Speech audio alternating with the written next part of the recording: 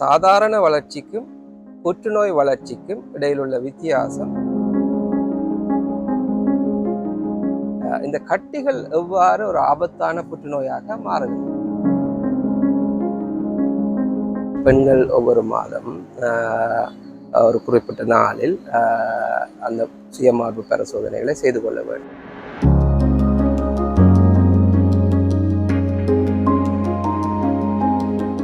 ஆண்களுக்கு மார்பக புற்றுநோய் ஏற்படும். மிக குறைவாகத்தான் ஆண்களை பொறுத்தவரையில மார்பக புற்றுநோய் ஆண்களுக்கு வரும். வணக்கம் நேயர்களே, மற்றும் ஒரு புத்தம் புதிய காணொலி வழியாக உங்கள் எல்லோரையுமே சந்திக்கின்றோம். இந்த காணொலியில முக்கியமான விஷயம் பற்றி பேச போகிறோம்.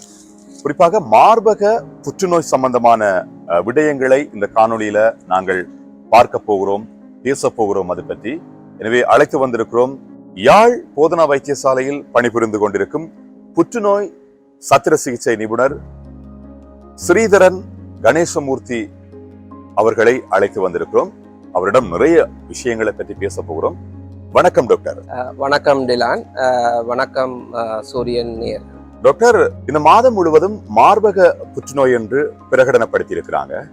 புற்றுநோய் என்றால் என்ன? புற்றுநோய் என்றால் பல்வேறுபட்ட புரிதல்கள் மக்களிடையே இருக்கின்றன. புற்றுநோய் என்றால் கலங்கள் கட்டுப்பாடின்றி பெருகி வளர்வது. கலங்கள் வளர்வதென்பது எமது உடலுக்கு அத்தியாவசியமான ஒன்று. சிறு குழந்தை பெரியவர்களாக வளரும் போது கலங்கள் வளர்க்கின்றன, பிரிக்கின்றன. நமது உடலில் ஒரு காயம் ஏற்படும் போது கலங்கள் பிரிந்து வளர்ந்து அந்த காயத்தை மாற்றுகின்றன. ஆனால் புற்றுநோயில் இந்த கலங்கள் கட்டுப்பாடின்றி பிரிந்து வளர்கின்றன. என்றபடியால் சாதாரண வளர்ச்சிக்கும் புற்றுநோய் வளர்ச்சிக்கும் இடையிலுள்ள வித்தியாசம், சாதாரண வளர்ச்சி ஒரு கட்டுப்பாடுடைய வளர்ச்சி, ஒரு நேரத்தில் அது நிறுத்தப்படும். புற்றுநோய் வளர்ச்சி, புற்றுநோய் கட்டிகள் இந்த கட்டுப்பாடற்ற வளர்ச்சி. என்றபடியால் அவைகள் கட்டிகளை தோற்றுவிக்கும். உங்களுக்கு ஒரு ஐயப்பாடு எல்லாம், இந்த கட்டிகள் எவ்வாறு ஒரு ஆபத்தான புற்றுநோயாக மாறுகின்றன. இந்த கட்டிகள் சாதாரணமாக வளர்வதோடு மட்டுமல்லாமல் இந்த கட்டிகள் அதன் அடித்தளத்தை, உதாரணமாக தோலில் ஒரு புற்றுநோய் ஏற்பட்டால் தோலில் மட்டும் கட்டியை தோற்றுவிக்காமல் தோலின் அடித்தளத்தை துளைத்து உள்ளே செல்லக்கூடிய ஆற்றலை பெறுகின்றது. அதை நாம் கெப்பாசிட்டி ஆஃப் இன்வேஷன் என்று கூறுவோம். அது மட்டுமல்ல, இது உள்ளே துளைத்து சென்ற பின் இதன் அடியில் இருக்கும் நரம்புகள், குருதிக்கலங்கள், நிணநீர்க்கலங்கள் வழியாக இது தோன்றிய இடத்திலிருந்து தொலைவில் உள்ள அங்கங்களான ஈரல், நுரையீரல், எண்புகள், மூளை போன்ற இடத்துக்கு பரவும் ஆற்றலை கொண்டது. இதை நாம் கெப்பாசிட்டி ஆஃப் மெட்டாஸ்டேஸ் என்று கூறுவோம். அப்ப கட்டுப்பாடன்றி பெருகும் நிலை, துளைத்து உள் செல்லும் நிலை, அங்கிருந்து பரவி படர்ந்த நிலை என்றபடியால் தான் இந்த புற்றுநோய் ஒரு அபாயமான நோயாக கருதப்படுகிறது. இந்த புற்றுநோய்களுடைய நிலைகள் எத்தனை? அதாவது ஃபர்ஸ்ட் ஸ்டேஜ், செகண்ட், இரண்டாம் நிலை அப்படின்லாம் சொல்லுவாங்க. அதை பற்றி ஒரு சிறிய விளக்கம் தாருங்க. புற்றுநோய் நிலைகளை பொறுத்தவரையில் 1 to 4 என்று நிலைப்படுத்துவார்கள். நான் ஆரம்பத்தில் கூறியிருந்தேன், கட்டி ஒரு இடத்தில் தோன்றும், துளைக்கும், பெறவும்.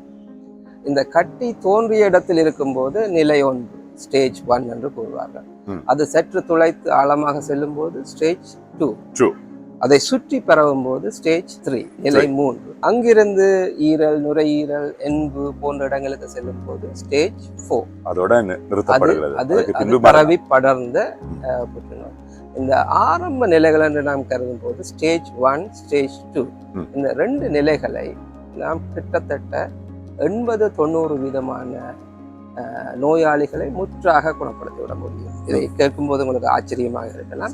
அவர்கள் காய்ச்சல் வந்தால் எவ்வாறு குணமடைந்து செல்வார்களோ அவ்வாறு இந்த புற்றுநோயிலிருந்து முற்றாக விடுபட்டு நமது சமூகத்துக்கு திரும்பி செல்லக்கூடிய நிலைமை இருக்கு. நீங்கள் சொல்லுகிறீர்கள் ஆரம்பத்திலேயே கண்டுபிடித்து விட வேண்டும். ஆரம்பத்திலேயே கண்டுபிடித்தால் அதை நாங்கள் முற்றாக குணப்படுத்தி விட முடியும். இவ்வாறு குணமடைந்து ஏராளமான நோயாளர்கள் இந்த சமூகத்தில் இருக்கின்றார்கள். ஆனால் நிலை 4 அடையும் போது 100% கஷ்டமாக இறந்து விடுவார்கள். அதான் நான் சொல்லியிருந்தேன். அதற்கு பிறகு மரணம். அப்போ எமது மக்கள் அறிந்து கொள்ள வேண்டியதும் நாங்கள் சொல்ல துடிப்பதும் இந்த புற்றுநோய்களை இந்த நிலை 1 நிலை 2 கண்டுபிடித்தால் நம்மால் முற்றாக குணப்படுத்திவிட முடியும். சிறப்பான ஒரு விளக்கம். நிலை 1 நிலை 2 கண்டுபிடித்தால் 100க்கு 80-90 விதமான நோயாளர்களை குணப்படுத்தி இருப்பதாக வைத்தியர் சொல்லி இருக்கிறார். எனவே அவதானம் மக்களே, இது உங்களுக்கான காணொளி. டாக்டர், இது மார்பக புற்றுநோய் மாதம். இந்த மாதம் அக்டோபர் மாதம், இந்த மாதம் முழுவதும் மார்பக புற்றுநோய் சம்பந்தமான ஒரு விழிப்புணர்வை ஏற்படுத்தும் வகையில பிரகடனப்படுத்தி இருக்கிறார்கள். இந்த மார்பக புற்றுநோய் சம்பந்தமாக நிறைய பெண்களுக்கு விளக்கம் இல்லாமல், தெளிவில்லாமல் இருக்கிறார்கள். அதை பற்றி ஒரு சிறிய விளக்கம் கண்டிப்பாக நீங்க இந்த காணொளியில வழங்கியே ஆக வேண்டும் டாக்டர். நல்ல கேள்வி டிலான். இந்த மார்பக புற்றுநோய் மாதமாக இந்த அக்டோபர் மாதம் பிரகடனப்படுத்தப்பட்டுள்ளது. ஏனென்றால் அது மிகவும் பொதுவான புற்றுநோயாகும். இலங்கையில் மட்டுமல்ல, உலகம் முழுவதும் ஒரு மிகவும் பொதுவான புற்றுநோயாக இந்த மார்பக புற்றுநோய் காணப்படுகிறது பெண்கள் மத்தியில். நான் முன்பே கூறியது போன்று இந்த புற்றுநோயை நாம் ஆரம்பத்தில் கண்டுகொண்டால் முற்றாக குணப்படுத்திவிட முடியும். அதை நோக்கமாக கொண்டு இந்த மக்களிடையே இந்த விழிப்பை ஏற்படுத்துவதற்காக இந்த மாதம் முழுவதும் இந்த மார்பக புற்றுநோய் மாதமாக பிரகடனப்படுத்தப்பட்டு கண்டிப்பாக இவ்வாறான நிகழ்வுகள் ஒழுங்குபடுத்தப்படுகின்றன. நிச்சயமாக. குறிப்பாக இந்த பெண்களுக்கு ஆரம்பத்தில் இந்த மார்பக புற்றுநோய் இருக்கிறது என்பதை என்ன மாதிரியான அறிகுறிகள் மூலமாக தெரிந்து கொள்ளலாம்? அவர்களுக்கான அறிகுறிகள் எவ்வாறு காணப்படும் டாக்டர்? புற்றுநோய் என்பது நான் முன்பே கூறியது போன்று கட்டிகளை தோற்றுவிக்கும். மார்பில் ஏதாவது கட்டிகள் தோன்றுமானால் அவற்றை அவர்கள் இனம் கண்டுகொண்டால் அவற்றை அந்த கட்டிகள் பரிசோதிக்கப்பட வேண்டும். என்ன மாதிரியான கட்டிகள்? வெளிப்புறத்திலேயா அல்லது உள்புறத்திலேயா? மார்பகத்தில் சுய மார்பு பரிசோதனை என்று ஒன்று இருக்கின்றது. பெண்கள் ஒவ்வொரு மாதம் ஒரு குறிப்பிட்ட நாளில் அந்த சுய மார்பு பரிசோதனைகளை செய்து கொள்ள வேண்டும். அதை எவ்வாறு செய்து கொள்ள வேண்டும் என்று ஏராளமான தரவுகள் இணையதளத்திலும் யூடியூப்பிலும் இருக்கின்றன. அந்த சுய மார்பு பரிசோதனைகள் தங்கள் மார்பை தாங்களே சோதித்து பார்த்து கொள்வது. அவ்வாறு சோதித்து வரும்போது மார்பில் ஏதாவது வித்தியாசங்களை உணர்ந்தால் ஒரு வைத்தியரை நாடி அவர்கள் அந்த தெளிவை பெற்றுக்கொள்ளலாம். அதே நேரத்தில் நான் ஒன்றை கூறிக்கொள்ள வேண்டும். மார்பில் ஏற்படும் எல்லா கட்டிகளும் புற்றுநோய் கட்டிகள் அல்ல. இளம் பெண்களிடையே சாதாரண பல்வேறுபட்ட வகையான கட்டிகளும் ஏற்படக்கூடும். என்றபடியால் மார்பில் ஏதாவது கட்டிகள் தோன்றினால் கட்டாயமாக பரிசோதிக்க வேண்டும். பரிசோதித்து அதிலிருந்து தெளிவு பெற்றுக் கொள்ள வேண்டும். மார்பக கட்டிகள் மட்டும் புற்றுநோயின் அறிகுறி அல்ல. மார்பில் ஏற்படும் ஏதாவது அசாதாரணமான மாற்றங்கள், உதாரணமாக தோலில் ஏற்படும் மாற்றங்கள். உங்களுக்கு தெரியும், ஒரேஞ்சின் தோலை பார்த்திருப்பீர்கள். புற்றுநோய் ஏற்படும் போது அவை அந்த தோலில் அந்த ஒரேஞ்ச் பழத்தின் தோல் போன்ற ஒரு மாற்றத்தை ஏற்படுத்தக்கூடியவை. அவ்வாறு தோலில் ஏதாவது மாற்றங்கள் ஏற்படலாம், புண்கள் ஏற்படலாம், தோலில் ஏதாவது கட்டிகள் ஏற்படலாம், முளை காம்புகளில் இருந்து இரத்த கசிவுகள் அல்லது ஏதாவது கசிவுகள் சாதாரணமாக இல்லாமல் வேறு வகை வித்தியாசமான கசிவுகள் ஏற்படும் போது அல்லது அக்குள் பகுதிகளில் கட்டிகள் ஏற்படும் போது அதுவும் ஒரு அறிகுறியாக இருக்கிறது. ஏனெனில் மார்பில் தோன்றிய புற்றுநோய் அக்குள் பகுதிகளில் உள்ள நிணநீர் கட்டிகளுக்கு செல்ல வல்லது. அவ்வாறான மாற்றங்களை கண்டு கொண்டால் உடனடியாக ஒரு அருகில் இருக்கும் வைத்தியரையோ அல்லது புற்றுநோய் வைத்தியரையோ அணுகி அவர்கள் அதற்குரிய பரிசோதனைகள், மிக சுலபமான பரிசோதனை முறைகள் இருக்கின்றன, அவற்றின் மூலம் அவற்றை இனங்கண்டு தெளிவு பெற்றுக் கொள்ளலாம். அவை புற்றுநோயாக இருந்தால் கூட நான் கூறியவாறு அவற்றை குணப்படுத்திவிட, முதலாம் 2ஆம் நிலைக்குள் கட்டுப்படுத்தி விட வேண்டும். அடுத்த கேள்வி டாக்டர், இந்த மார்பக புற்றுநோயானது யாருக்கெல்லாம் அதிகமாக இந்த மார்பக புற்றுநோய் வருகிறது? இப்ப நீங்க ஒரு சிறந்த ஒரு வைத்தியசாலையில், வடமாகாணத்தில் யாழ் போதனா வைத்தியசாலையில், அதுவும் சத்திர சிகிச்சை நிபுணராக இருக்கிறீர்கள், நிறைய நோயாளிகளை பார்த்திருப்பீர்கள். எவ்வாறான நோயாளிகள் அதிகமாக இந்த மார்பக புற்றுநோயால பாதிக்கப்பட்டு சிகிச்சைக்காக வருகிறார்கள்? மார்பக புற்றுநோய் என்பது பெண்களுக்காக ஒரு பொதுவான புற்றுநோய். ஆண்களுக்கு வராது என்பதல்ல, மிக மிக அரிதாக ஆண்களுக்கும் மார்பக புற்றுநோய் ஏற்படும். மிக குறைவாகத்தான் ஆண்களை பொறுத்தவரையில மார்பக புற்றுநோய் ஆண்களுக்கு வரும், குறைவு, அதுவும் குறைவு. ஆனால் பெண் பால் என்பது ஒரு ஆபத்து. பெண்கள் குறிப்பாக 35-40 வயதை கடந்த பெண்களுக்கு இந்த ஆபத்து அதிகமாக இருக்கின்றது. 35-40 60-65 வரை இந்த ஆபத்து கூடிக்கொண்டே செல்கின்றது. அப்ப அந்த வயதிற்கு இடைப்பட்ட பெண்கள் தங்கள் மார்பை சுய மார்பு பரிசோதனை செய்து கொள்வதும், அந்த மார்பு பரிசோதனையில் ஏதாவது மாற்றங்களை காணும் இடத்தில் வைத்தியரை அணுகுவது மிகவும் முக்கியம். அது தவிர்த்து பல்வேறுபட்ட ரிஸ்க் ஃபேக்டர் என்று நாம் கூறுவோம், இந்த ஆபத்தை விளைவிக்கக்கூடிய காரணிகள் இருக்கின்றன.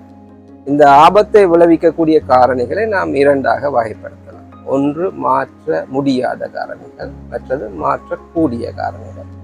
மாற்ற முடியாத காரணிகள் நமது பரம்பரையாக அவர்களது தாய், சகோதரிகள், அவர்கள் குடும்பத்தில் இந்த புற்றுநோய்கள் மிக அதிக அளவில் இருந்தால் இவர்களுக்கும் வரக்கூடிய வாய்ப்பு இருக்கின்றது. ஆனால் அதை எம்மால் மாற்றிக்கொள்ள முடியாது. அது வயது ஒரு மாற்றிக்கொள்ள முடியாத காரணி. பெண் பால் மாற்றிக்கொள்ள முடியாத காரணி. மாற்றிக்கொள்ளக்கூடிய காரணிகளை பார்த்தோமே ஆனால் உணவு பழக்க வழக்கங்கள். இந்த மார்பக புற்றுநோய் முன்பு ஐரோப்பிய நாடுகளில் மிக பொதுவான புற்றுநோயாக இருந்தது. ஏனென்றால் அது அவர்களது உணவு பழக்க வழக்கத்தோடு மிக நெருங்கிய தொடர்பை கொண்டது. அதிக கொழுப்பு, அதிக குறைந்த அளவு நார்ச்சத்துள்ள உணவுகளை உட்கொண்டு இவ்வாறான உணவு பழக்க வழக்கத்தோடு இந்த மார்பக புற்றுநோயின் ஆபத்து அதிகரிக்கிறதாக தரவுகள் கூறுகின்றன. தற்போது வளர்ந்து வரும் நாடுகள், நமது நாடுகளை போன்ற வளர்ந்து வரும் நாடுகளிலும் அத்தகைய உணவு முறைகள், உணவு கலாச்சாரம் பரவுவதால் அந்த ஆபத்து இப்பொழுது ஐரோப்பிய நாடுகளுக்கு ஈடாக வருது. ஆனால் அதை எம்மால் மாற்றிக்கொள்ள முடியும். நமது பாரம்பரிய நார்ச்சத்து நிறைந்த உணவுகள், கொழுப்பு குறைந்த உணவுகள், அந்த உணவு பழக்க வழக்கங்களை கை கொள்வதன் மூலம் நமது ஆபத்துகளை குறைத்து கொள்ளலாம். இது தவிர திருமணம் ஆகாத பெண்களுக்கு, பிள்ளைகள் பேறு கிடைக்காத பெண்களுக்கு, தாமதமாகிற பெண்களுக்கு, பிள்ளை பேறு இல்லாத பெண்களுக்கு இந்த மார்பக புற்றுநோயின் ஆபத்து சாதாரண பெண்களை விட அதிகமாக இருப்பதாக தரவுகள், ஆராய்ச்சிகள் சொல்லப்படுகின்றன. தவிர எமது வாழ்க்கை முறை, ஒரு ஆரோக்கியமான வாழ்க்கை முறையிலிருந்து நாம் விலகி வெகு தூரம் வந்திருக்கின்றோம். நமது உடலுக்கு சரியான பயிற்சிகள் கிடைப்பதில்லை என்றபடியால் ஒரு ஆரோக்கியமான வாழ்க்கை முறை மிக அவசியமானது. ஒரு நாளில் குறைந்தது 1 மணி நேரமாவது சாதாரண நடைப்பயிற்சி, மூச்சு பயிற்சி போன்றவை அவர்களது உடல் ஆரோக்கியத்தை பொதுவாகவே பேணிக்கொள்ளும். அதை நாம் மாற்றிக்கொண்டு நமது வாழ்க்கை முறையை மாற்றிக்கொள்ளலாம். அடுத்தது நமது மனம், மென்டல் ஹெல்த்தும் அந்த ஸ்ட்ரெஸ்ஸும் நமது உடலை பாதிக்கும். இவ்வாறான ஆபத்து காரணிகள் மாற்றிக்கொள்ளக்கூடிய காரணிகளை நாம் சரியாக கை கொள்வோமே ஆனால் இந்த ஆபத்துகளை குறைத்துக் கொள்ள முடியும். இந்த மார்பக புற்றுநோயை எவ்வாறு இனங்காணலாம், கண்டறியலாம்? அதற்கான வழிமுறைகள் இலங்கையில் எல்லா இடங்களிலும் எல்லா வசதிகளும் செய்து தரப்பட்டிருக்கிறதா டாக்டர்? மார்பக புற்றுநோய் என்பது பொதுவான புற்றுநோய் என்றபடியால் இலங்கையில் மிக அதிக அளவான மக்களை இது தாக்குகின்றது என்றபடியால் புற்றுநோயை ஆரம்பத்தில் கண்டறியும் நிலையங்கள் இலங்கையில் நிறுவப்பட்டுள்ளன. ஒன்று கொழும்பில் நாராயண்பிட்டியவில் இருக்கின்றது. யாழ்ப்பாணத்தில் யாழ் போதனா வைத்தியசாலையில் புற்றுநோயை ஆரம்பத்தில் கண்டறியும் நிலையம், கேன்சர் ஏர்லி டிடெக்ஷன் சென்டர் இருக்கின்றது. அவற்றுக்குரிய தொடர் விளக்கங்களை நான் உங்களுடன் பகிர்ந்து கொள்கின்றேன். பெண்களோ மக்களோ, அது மார்பக புற்றுநோய் மட்டுமல்ல, எந்த வகையான புற்றுநோய் சம்பந்தமான விளக்கங்களை அறிந்து கொள்வதற்கு அந்த நிலையத்தை அணுகி அதற்குரிய விளக்கங்களை பெற்றுக்கொள்ளலாம். அந்த நிலையங்களில் மார்பக புற்றுநோயை பொறுத்தவரையில் மார்பக பரிசோதனை ஒரு வைத்திய நிபுணரால் செய்யப்படும். அல்ட்ராசவுண்ட் ஸ்கேன் அலியொலி ஸ்கேன் செய்யப்படும். தவிர மெமோகிராம் என்று கூறப்படுகின்ற மார்பகத்தை எக்ஸ்ரே எடுக்கும் முறைகள், இந்த மூன்றையும் செய்யும் போது 99% புற்றுநோய்களை மிக மிக ஒரு புள்ளியாக இருக்கும் போதே நம்மால் அறிந்து கொள்ள முடியும் என்றபடியால் 35 கடந்த பெண்கள் இந்த மார்பக பரிசோதனைகளை 2 வருடத்துக்கு ஒரு முறையாவது செய்து கொள்ள வேண்டும். அது நமது அரசாங்க வைத்திய நிலையங்களில் இலவசமாகவே இருக்கின்றது. இதை மக்கள் பயன்படுத்திக் கொள்ள வேண்டும். அடுத்த கேள்வி டாக்டர், இந்த மார்பக புற்றுநோயால பாதிக்கப்பட்ட ஒருவருக்கு எவ்வாறான சிகிச்சை முறைகள் அளிக்கப்படுகின்றன? அந்த சிகிச்சை முறைகள் பற்றி ஒரு சிறிய விளக்கம் தாருங்கள். புற்றுநோயை பொறுத்தவரையில் புற்றுநோய் என்பது ஒரு குறுந்தூர ஓட்டம் அல்ல. புற்றுநோய்க்கு எதிரான பயணம் ஒரு மரதன் ஓட்டம் போன்றது அல்ல, ஒரு நீண்ட தூர பயணம் புற்றுநோயை வெல்வது என்பது. தவிர புற்றுநோயை நான் ஒரு சத்திர சிகிச்சை நிபுணர், சத்திர சிகிச்சையால் மட்டுமே குணப்படுத்தி விட முடியாது. சத்திர சிகிச்சையோடு சேர்ந்து பல்வேறுபட்ட சிகிச்சை முறைகளும் உள்ளது. என்றபடியால் நாம் இதற்கு குழுவாகவே இதை நாங்கள் அணுகுவோம். அதில் புற்றுநோய் சத்திர சிகிச்சையாளர், புற்றுநோய் மருந்தாளர், ஆன்காலஜிஸ்ட் என்று கூறப்படும் மருத்துவ புற்றுநோய் நிபுணர்கள், புற்றுநோய் படங்களை எடுத்து அதை விவரிக்கும் ரேடியாலஜிஸ்ட், புற்றுநோய்க்கு கதிர் சிகிச்சை அளிக்கும் ரேடியோ ஆன்காலஜிஸ்ட். இது தவிர இந்த புற்றுநோய் ஆரம்பித்த பின் அவர்களை 5 வருஷமாவது நாங்கள் தொடர்ந்து பரிசோதனைக்கு உட்படுத்தி கொள்ள வேண்டும் சிகிச்சைக்கு பின்பு. ஏனென்றால் அந்த 5 வருடத்தில் அவர்களுக்கு மீண்டும் ரிகரன்ஸ் என்று சொல்லப்படும் புற்றுநோய் திருப்பி வரக்கூடிய அபாயம் உள்ளது. மார்பக புற்றுநோயை பொறுத்தவரையில் சத்திர சிகிச்சை முதன்மையான ஒரு சிகிச்சை முறை. ஆரம்ப காலங்களில் மார்பு புற்றுநோய் வரும்போது மார்பை முற்றாக அகற்றும் சிகிச்சை முறை பின்பற்றப்பட்டது. இப்போது மார்பகத்தை நாங்கள் முற்றாக அகற்றாமல் மார்பகத்தில் கட்டியை சுற்றியுள்ள பகுதியையும் மட்டும் அகற்றி அந்த மார்பகத்தை நாங்கள் பேணிக் கொள்ள முடியும். அந்த மார்பகத்தை இழக்க வேண்டிய அவசியம் இல்லை. பொதுவாகவே பெண்களுக்குள்ள அச்சம் இல்லையா? தங்களோட மார்பகம் எடுத்து விடுவார்களா, அந்த மாதிரி அவர் தெளிவில்லாமல் நிறைய பேர் இருக்கிறாங்க. நிச்சயமா நல்ல ஒரு விஷயத்த சொல்றீங்க. மிகவும் ஆரம்ப நிலைகளில் வரும்போது நம்மால் வேறு ஒன்றுமே மிகப்பெரிய சத்திர சிகிச்சைகளை செய்யாமல் அந்த கட்டியை மட்டும் எடுத்து விட்டாலே அந்த புற்றுநோயை நாங்கள் சத்திர சிகிச்சை மூலம் கையாள முடியும். ஆனால் 2ஆம் நிலை கடந்து 2ஆம் 3ஆம் நிலைகளை கடந்து பெரிய கட்டிகளோடு வரும்போது நாம் அந்த கட்டிகளை மருந்தை கொடுத்து சிறியதாக்கி மீண்டும் அந்த கட்டிகளை அகற்றி மார்பை பேணிக்கொள்ள முடியும். தவிர்க்க முடியாத நிலைகளில் சில பெண்களுக்கு மார்பகத்தில் ஒன்றுக்கு மேற்பட்ட கட்டிகள் ஏற்படலாம் அல்லது மிகப்பெரிய கட்டியாக இருக்கும்.